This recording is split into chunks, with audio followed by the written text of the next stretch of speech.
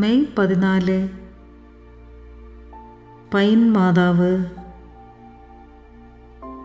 1729 ഇറ്റലിയിൽ വച്ച് ഡൊമിനിക്ക എന്ന യുവതി മേയിച്ചു കൊണ്ടിരുന്ന ആടുകൾ യാതൊരു കാരണവും കൂടാതെ ചിതറിയോടാൻ തുടങ്ങി.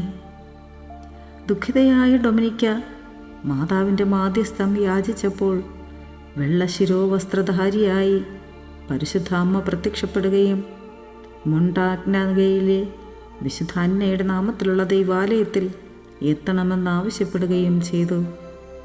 ഇതനുസരിച്ച് ഡൊമിനിക്ക പ്രാർത്ഥിച്ചു കൊണ്ടിരുന്നപ്പോൾ മാതാവ് വീണ്ടും ദർശനം നൽകുകയും വൈദികനോട് ഈ ദർശനത്തെപ്പറ്റി സംസാരിക്കണമെന്നും തനിക്കായി ഒരു തിരുനാൾ കൊണ്ടാടണമെന്നും ആവശ്യപ്പെട്ടു.